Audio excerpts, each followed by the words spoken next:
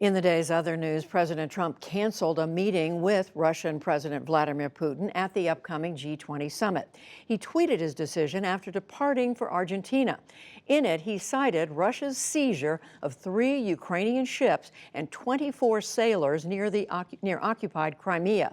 The president said he decided that, quote, it would be best for all parties concerned to cancel. Now, that came less than an hour after he said he was still open to meeting with Putin. Ukrainian President Petro Poroshenko called today for NATO to send more warships to the Crimean region, but a NATO spokesperson said that the alliance already has a strong presence there. The Kremlin complained that Poroshenko is trying to provoke new trouble. President Trump is giving out mixed signals about trade tensions with China ahead of the meeting with China's president at the G20. It comes as the Wall Street Journal reports that Washington might be willing to suspend further punitive tariffs in exchange for economic reforms by China. Leaving the White House for Buenos Aires today, the president suggested he could go either way. I think we're very close to doing something with China, but I don't know that I want to do it because what we have right now is billions and billions of dollars coming into the United States in the form of tariffs or taxes. So I really don't know, but I will tell you that I think China wants to make a deal. I'm open to making a deal, but frankly, I like the deal we have right now.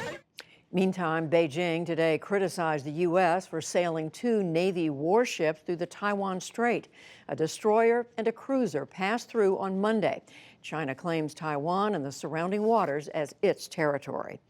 There is word separately that China is tracking electric cars within its borders, raising new concerns about sweeping surveillance. The Associated Press reports that more than 200 companies, including Tesla, Ford, and General Motors, transmit the data to monitoring centers in accordance with Chinese laws. Chinese officials say that the data is used to improve public safety. Beijing also moved today to stop a medical team's work on gene-edited babies. That's after a Chinese researcher claimed that he created twins with altered DNA to resist the AIDS virus.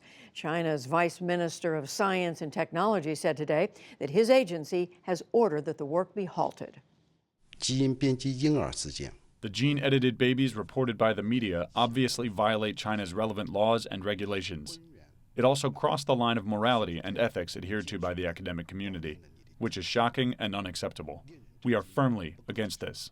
The researcher's claims have not been independently confirmed, but he said today that he will cooperate fully with any investigation and make his data available for outside review. Back in this country, a hotly contested nomination for a federal judgeship in North Carolina may have gone down to defeat. Attorney Thomas Farr had been criticized for defending state laws that were biased against black citizens. Late today, South Carolina Republican Senator Tim Scott announced that he will vote no. That ensures that Farr cannot gain a majority if no other votes change. Flash flooding hit parts of Northern California today as a new rainstorm drenched areas burned bare by wildfire. Rescue teams deployed to aid people trapped in cars.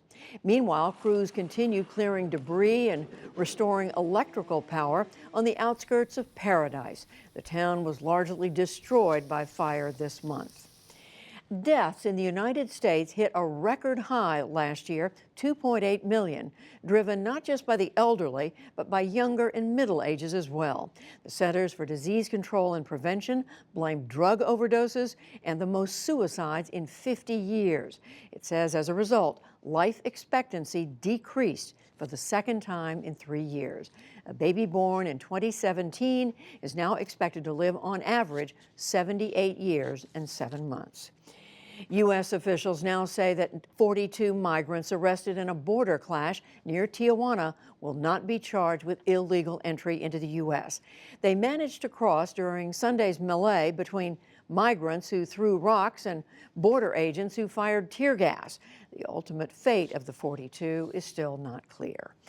And on Wall Street, stocks slipped a little after Wednesday's big rally. The Dow Jones Industrial Average lost 27 points to close at 25,338. The Nasdaq fell 18, and the S&P 500 was down 6. Still to come on the NewsHour, a desperate search for those still missing after the deadly California wildfires. What to watch for when President Trump meets world leaders in Argentina. A new series, The Future of Work, as robotics and artificial intelligence become ever more ubiquitous. And a brief but spectacular take on ending violence against women.